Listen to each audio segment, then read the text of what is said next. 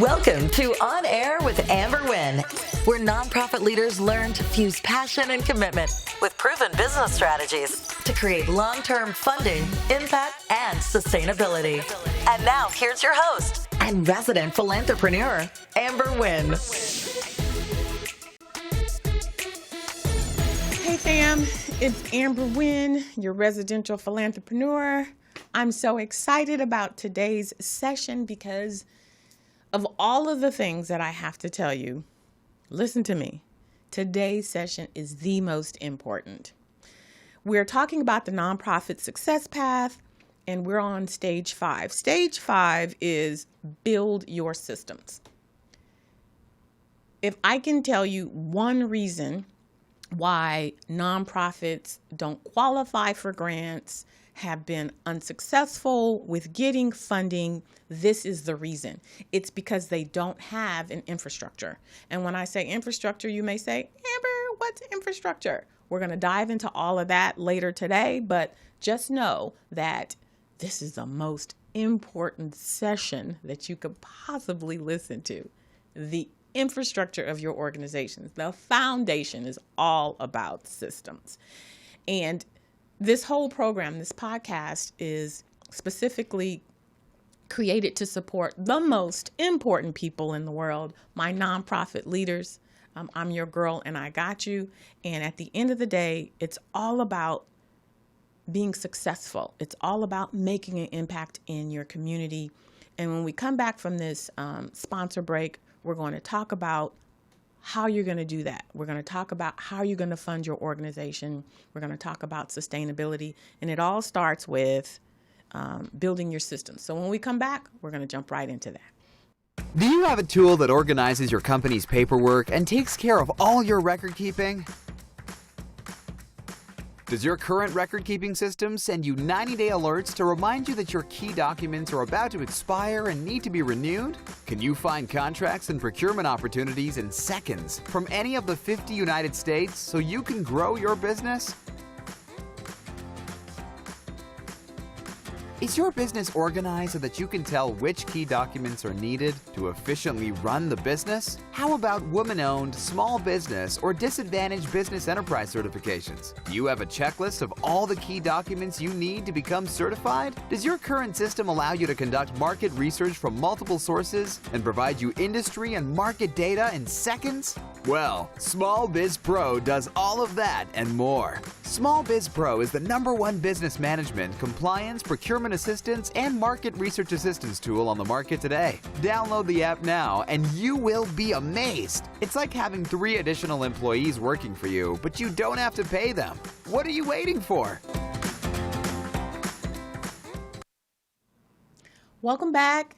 Today's session, for those of you just joining us, you're on air with your girl, Amber Wynn, Philanthrepreneur, where I fuse 30 years of nonprofit passion and commitment with proven business strategies to create consistent, that's important, long-term sustainability for nonprofit organizations.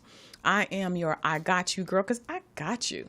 I got you because at the end of the day, running a nonprofit is not easy. It's difficult. I would say it's more difficult than running a for-profit, but that's just my opinion. But no worries, because I'm your girl and I got you. And today we are talking about building your systems. And before we went to the commercial break, I was saying that this is the most important episode that you can possibly listen to because this is the area that most nonprofits miss. And this is the area that will keep you from obtaining funding.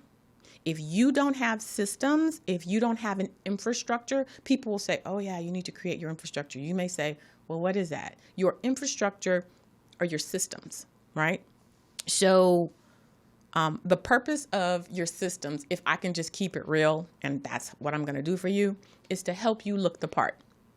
You know, if you think about relationship, we go into things very superficially, right? If a person that you see on the street looks a certain way, you may or may not be attracted to them. but they look a certain part that you're looking for, right? For some people, it could be someone who's super tall and athletic build. For other people, they can be, thin or whatever. But at the end of the day, they look a certain way that attracts you to them. The same thing goes for a nonprofit funding agency, except they have rules and regulations that they have to follow. So you need to look the part. I have founders say to me, I can't get funding because they keep asking me for 3 years of financial statements. I don't have 3 years of financial statements. I just got started. So I'm not sure how I'm ever going to get funding. And I'm here to tell you, you have to create your systems. If you had 3 fish fries for the last 3 years and it netted, $350, you can provide that to that funding agency. Why? Because it's money coming in. It's money that's going towards some type of expenses in your organization. And then you should be able to spit out some type of financial statement that shows the money came in, the money was spent on something, and now I can document it. It's just that simple. They're not saying you have to have a financial statement that shows you had $3,500 million in your account. They're saying, I need a financial statement demonstrating that you're operating as a business. So at the end of the day, they're looking for an organization that looks the part. So your systems will help you do that. So if you pay attention to my sponsors, I've got WaveApps, I've got Small Biz Pro, I've got Nonprofit Elite, I've got Nonprofit Ready. These sponsors are the companies that are going to help you to build your infrastructure. I pick them intentionally. I want to provide you with resources that's going to help you strengthen your nonprofit. Having the fundamental elements is what's going to make you succeed.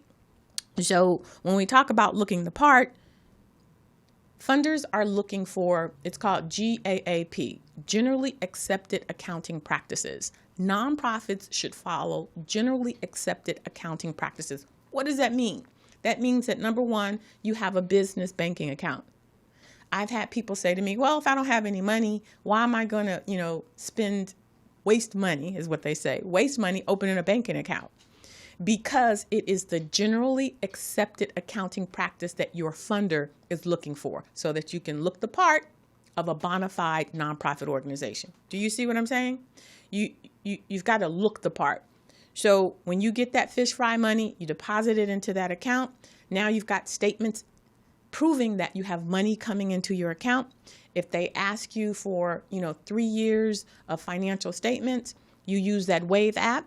That Wave app can, create your balance sheet. It can create your chart of accounts, and whatever financial statement that your funder is asking for, you can produce. You don't have to have gobs of money in your account, but you do have to be able to track it. And so your systems talk about your bank account. It also, it's one of your most important financial statements is your annual budget, right? And a lot of founders, because they just don't know, don't realize that. But your annual budget says a lot about your organization. It is the fiscal representation of your organization. So having a system in place that tracks the monies that come in and that pays for those budget line items that are allocated for your budget is huge. That is what your nonprofit funding source is looking for. So when I tell you that building your systems is important, it's important. It's also going to help you when you do get your money so that you can be compliance ready. Compliance means they've given you the money, you've spent the money, and now you've got to demonstrate to them that you spent the money on what it is you said you were going to spend it on. If they gave you $250,000 to go towards programs, specifically swim programs, they're going to look at your financial statements. They're going to look at the monies going out and see what you spent your dollars on. Yes, that's what they're asking for it for. This is one of the reasons why I tell people paying for a grant writer with somebody's grant after it's been awarded is mismanagement of funds. This is why they're asking you for your financial statements. Nowhere in that proposal did they say that they were going to pay for a grant writer who wrote a grant a year before you even got the award. That's mismanagement of funds. So these systems help funders to make sure that you are doing what you promise you're going to say with their money. Because at the end of the day, these funders aren't just giving away money for the sake of giving away money. They want to accomplish their funding goals. They want to help reduce the opportunity gap in education. So they're giving you money because you said, oh, we've got this amazing program that's going to, increase literacy and increase academic achievement. So they're going to use your program to prove that they are investing in communities to close the opportunity gap. It's a partnership. It's not just some free money that, wealthy people are giving away. And I think people going into the nonprofit field need to understand that. The return on their investment, the ROI, is seeing the proof that you've done the work that you promised you're going to do for this grant. And so when we talk about building systems, we need to make it so where it's easy, number one, for you to receive the money. So that's having a banking account, having some type of accounting system that can monitor the comings and goings of your money, having a chart of accounts that shows a funder what your priorities are, where your money's being allocated. All of that comes down to having a solid infrastructure, right? And as a leader of your organization, you need to be able to say, listen, we got this grant for $250,000 in January. Here we are in August. How much money is still left in the account? Why do you need to know that? Well, because the funder may ask you for a quarterly report. And if you don't have a system in place, you can't show them so far, right, how much of their money they've spent. And the reason why they're asking you for a quarterly is because if you are mismanaging their funds, they're going to cut you off, right? Or, let me put it this way, they want to step in and help you. They want to help you to get things on track. That's how they're going to say it. But if you're doing egregious things with their money, they're going to cut you off. And that's not what we want. We want you to have systems in place so that you can look at any moment in time to see where you are with your funds. For example, let's just say you are midway into your fiscal year, and you realize that because of COVID, you had to adjust and do some other things that required you to expend monies you didn't anticipate on expending, right? So now you're about $50,000 short. Having systems in place will allow you to see that. Not only will it allow you to see that, it will allow you to prove that to funders. So you may need to go to, or your board may need to go to another funding source and say, hey, because of COVID, we had to pivot. That required us to spend money that we didn't anticipate spending in order to meet the needs of our community. Can you support us with a $50,000 grant? Here's the financial statement that shows you this is what we allocated for our budget. This is how much we've spent. This is how much of a gap we have, and we need you to fill it. So a lot of people get squirmish when talking about financial statements, but financial statements are your friends because they are numbers. It's proof that you're doing the work. It's proof that you need the help, right? If it's an accounting form, a financial statement that they're asking for, they're just looking for something tangible versus all of this that their money's being used or can be used with the intention that it's given. So the other thing is that your systems will allow you to generate reports, right? When someone gives you money and they like what you do, they need to be able to go back to their board. They need to be able to go to their funders and say, hey, our money is doing an amazing job. They've got 15, 20, 100 agencies that they're funding. They're not there in the space. They don't know the impact that you're making. So they're relying on your reports. They get the reports during the board meeting. This is what they're saying. We see here that our $250,000 going to the Amber Wynn Foundation has served over 50 young girls. We see here that, they've been partnered with, the top entrepreneurial organizations in Southern California. Like, they get to report out on that. So that is the purpose of your reports, so that they can justify the money that they're giving to you. And let's not get it twisted. If you're giving them 2 or 3 sentences that doesn't inspire or demonstrate where that money was going, they're not going to fund you the next year. So I always look at reports as my opportunity to continue getting funding from another organization. So I'm going to lay it on thick. I'm going to let them know exactly where their money went. I'm going to let them know what things I discovered. This is one thing that I learned from one of my mentors. Sometimes you think that a program is going to go the way that it should go, and then life happens, right? When I was working at Community Construction Training Center, my mentor at the time was Mary Scott, and I was like the program coordinator for, this youth program over in Avalon Gardens. And I'm like, oh my goodness, Mary, we didn't hit our target. What are we going to do? Because, of course, I'm type A, right? I'm always going to hit my marks. She's like, well, what happened?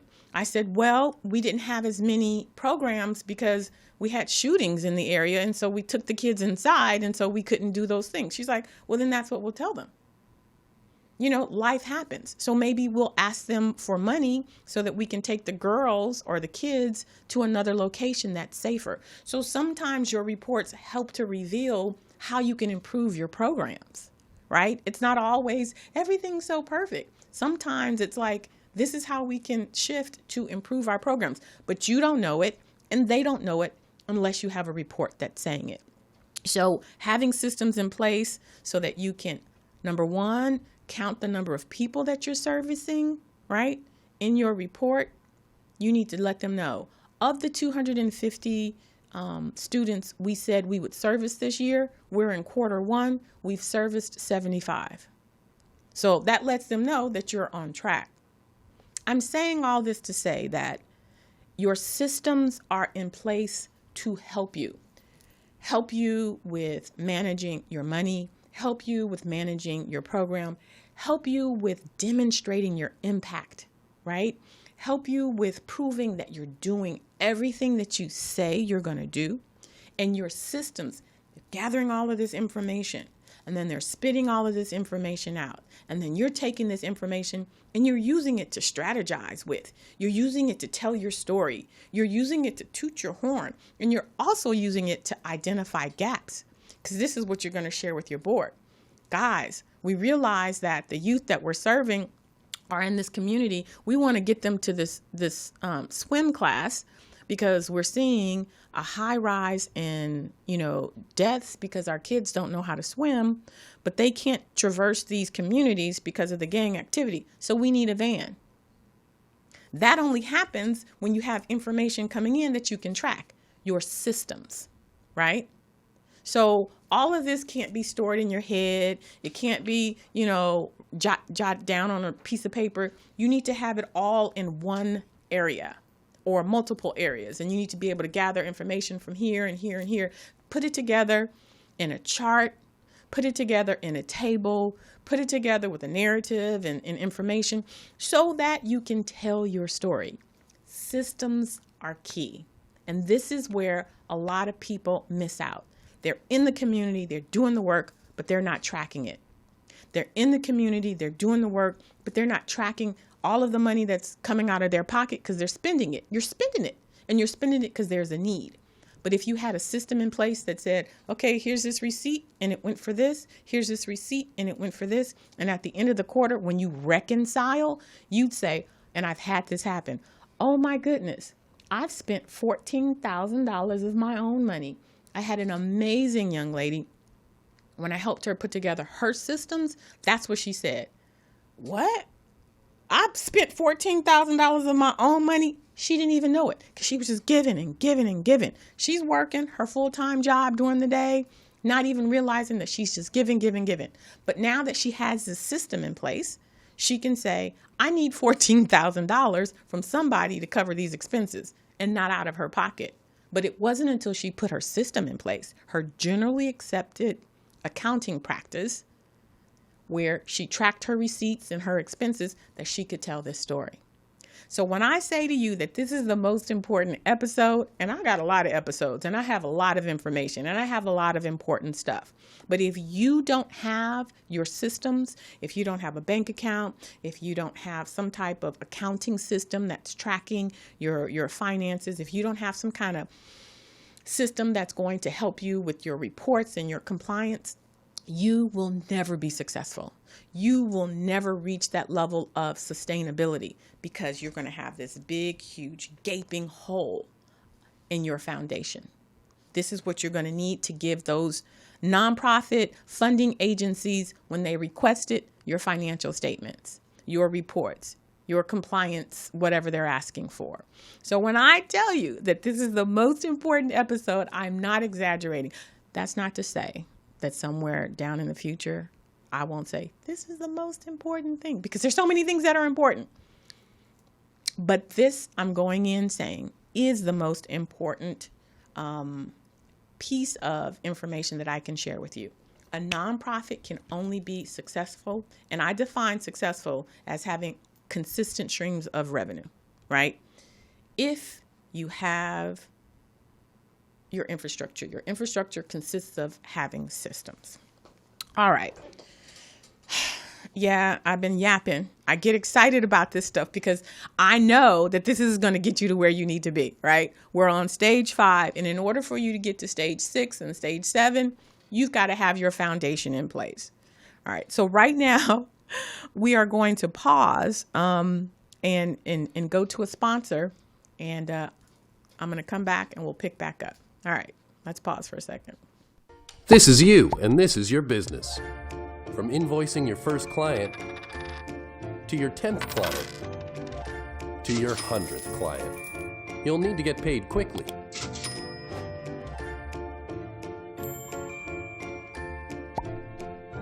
Pretty soon, you'll be ready to hire some help, and you'll need to pay them. As your business grows, Wave is there to grow with you. Hey, we're back, and today we are talking about the most important stage in the whole nonprofit success path. Stage 5, which is building your systems. I've been talking to you about what that is. In a nutshell, it's having a business bank account. It's having an accounting software, a financial tracking system, a compliance and monitoring system, and a payroll system. Now, you may say to me, Amber, I'm not even getting paid. But you need to have the payroll system in place so that when you get that grant, when you get the corporate sponsorship, you have the system in place so that you can go out and make those payments. And what I'm going to give you today are 10 free or low-cost resources to build out your nonprofit systems. We got to start where you are. And you may not have money coming in, so you may not have money to invest into your systems, but it's important. You got to be ready. You can't get ready, right? So I'm going to share with you some resources that I've secured, WaveApps being one of them. That's a free resource. Small Biz Pro is a low investment resource that you can use to help build your infrastructure, right? So that you can get to where you need to be. All right. So at this point, we go to Ask Amber. And this is where you get to ask me any of the pressing questions that you have, something that you're thinking about. If you've had information that you're not sure is accurate or any of that, I am here to share with you all of my 30 years of experience as a grant writer, an executive director, as a funder, so that you can get your questions answered. So today's question is about systems, right? What's the most important system that I need to start off with as a startup? If you're just starting your nonprofit organization, you really need all of your systems. You need a bank account, for one, because you need to be able to deposit your money into that account. Your funding agency can ask you for bank statements. And what you don't want them to see is you paying money to get your hair done, and you're paying for money for groceries and, car repairs. while they may be yours, you just don't want that confusion. Now they're going to ask you for a certified audit and all of that stuff. So have your own banking account. Is there an investment with that? Yes, there is. There's money for starting a bank account. You have to put money into the account. Just make that commitment. But I would say there are two systems you need to have for sure. Number one is you need to have an accounting system. I promote WaveApps because I use it, number one, but it's free. And on this app, you can go in and you connect it to your bank. So it can track all of your debits and your credits. When a funder asks you for a statement of accounts, when they ask you for a balance sheet, you go in, you put the date, the range, the time, and you press a button. Bloop, bloop, bloop, bloop, bloop. You get a financial statement. You get a balance sheet. You get a statement of accounts. You get year to date. Like, I almost cried because your girl is not a numbers person. I'm just going to admit it. Yes, I've done grant writing, and when I've done it, I've had to check it like 6 times because it's just not my forte. It is what it is. So to find WaveApps and to see that it's free and to go in and to be able to push a button that says balance sheet, that says, whatever the financial statement, it was just a godsend. So I'm telling you, it's free. And then for Small Biz Pro, this is actually a portal that I have in the back of my mind been thinking about creating for quite some time. A place where nonprofit organizations can store all of their, previous proposals, can store their 501c3 tax exempt status, their certificates, everything in one place. This particular app not only stores it safely, it's encrypted, but they also have it so where they send you reminders. May 15th, it'll be like, bing, 90 days before, it's time for you to file your 990s. Bing, it's time for you to register. Bing. So these alerts are helpful so that you don't miss the times that you're supposed to submit to your funder. Bing, all of that information is there in one location.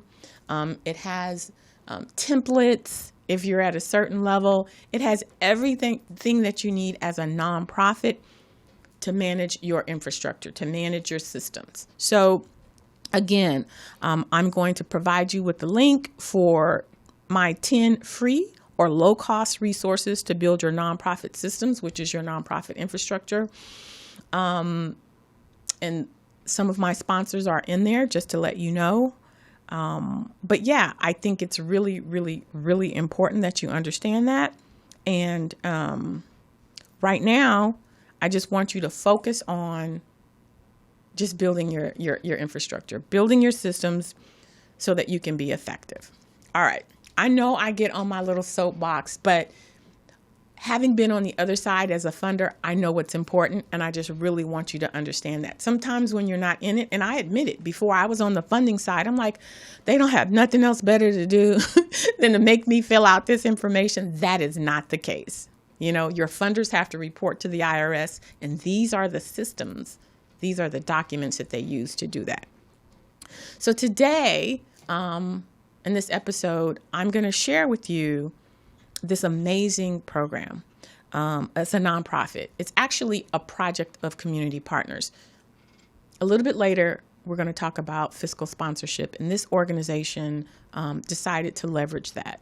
They have a fiscal sponsor, so they are a project of community partners, and it's called Justice for My Sister. And I'm going to share with you just a little snippet of some of the work that they're doing. And it started off as a movie, right? It's a documentary of this young lady trying to get justice for her sister in Guatemala who was killed. And it morphed into this amazing program now under community partners that deals with gender-based violence and feminicide. I can't pronounce it. I apologize. And it's public arts program and a video production training for women of color, LGBTQ young adults. And so let's take just a little look at some of the work that they did. I'm Kimberly Bautista, the director-producer of Justice for My Sister, an award-winning documentary about violence against women in Guatemala. The story follows Rebecca Unice Perez, a woman who struggles through her country's notoriously corrupt justice system to hold her sister's killer accountable, despite tremendous odds. She emerges as a leader in her community. By breaking the silence, she encourages others to do the same. Señoras jueces, que va a pagar la justicia aquí en Guatemala. Porque hay tanta mujer también que ha sido asesinada. Yo hablo a través de ellas. Que no se queden por la muerte de mi hermana. Rebecca has encouraged me to share my own story of survival, and in so doing, I've been able to work through the stigma, sense of blame, and silence that sexual assault creates. We need to form leaders, women and men, so that we transform our culture from one that enables and justifies violence against women to one that holds people accountable for the harm that they cause.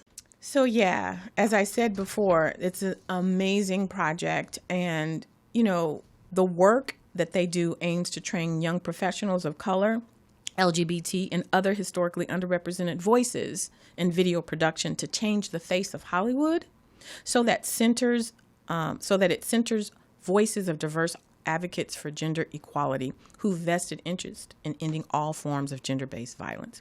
Consider supporting Justice for My Sister, a community partners project, at www.nuevasnovelas.com. That's NUEVASNOVELAS.com. Or make your checks payable to community partners for Justice for My Sister Collective and mail it to Community Partners, 100 North Alameda Street, Suite 240, Los Angeles, California, 90012. Thank you, Justice for My Sister, for advocating for voices of women who goes silenced every year. I think that's extremely important. All right, so we're going to wrap up today's session with a mindset minute, and I think it's really, really important because it's something that I tell nonprofit leaders every day, and that is you have to invest in your business. I have nonprofit founders trying hard, like the hardest, not to spend money because they believe as a nonprofit they shouldn't have to. And so they spend so much energy trying to get things donated, trying to get people to volunteer, that their organization never thrives. You're not supposed to self-fund your organization, but at the same time, it's a business, and you need to realize that a business has business expenses and that you need to invest in your business in order for it to thrive. So if you're expecting people to just give to you and to volunteer, that's the wrong mindset. The right mindset is to understand that the nonprofit that you founded is a business. It's just a business with a philanthropic purpose. And in that space, you get certain benefits, right? People get certain write-offs for donating to your organization. But you as the founder, you as the executive director, have to understand that this business has business expenses that you are responsible for covering. So these business systems that I've been talking about today, that's the organization's responsibility. It's not the responsibility of a funder to pay for your banking and your accounting and your compliance system. That's why you have a board, so they can help you fundraise for unrestricted funds. That's why you are the executive director, so that you can fundraise for unrestricted funds, so that you can purchase the things that you need to run your organization. So if I were to say anything from this mindset minute is to embrace the fact that as a business, there are business expenses and that you need to invest in your business. All right? It can be challenging. I mean, I'm a consultant and I have to invest in my business. And sometimes I'm like, my goodness, there's more money going out than coming in. But it's what you do when you take on starting a business. And a nonprofit is a business. It is a business that is making a difference in your communities. And I want to personally thank each and every one of you, because we don't get thanked all the time, right? It's a thankless job. People need your support and people need your help. But sometimes they're a little thoughtless. So I'm here, your biggest cheerleader, thanking you for all the work that you're doing. I'm here. I got you. I'm going to support you in building in a strong nonprofit so that you're not self-funding it and so that you're making the impact that you want to make in your community.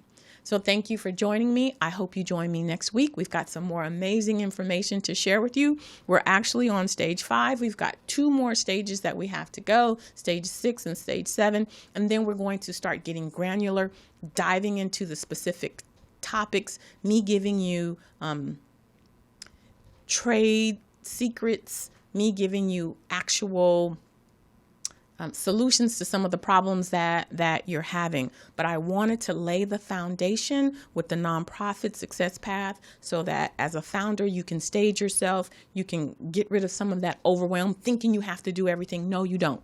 Find out what stage you're in so that you know what you need to do to complete in that particular stage. Get that done, move on to the next stage. All right? So thank you for joining me this week, and I'll see you on the flip side. Thanks for listening. If you enjoyed this episode, subscribe and leave a review on iTunes. Head over to www.amberwynn.net/podcast for the links and resources mentioned in today's podcast. See you next time.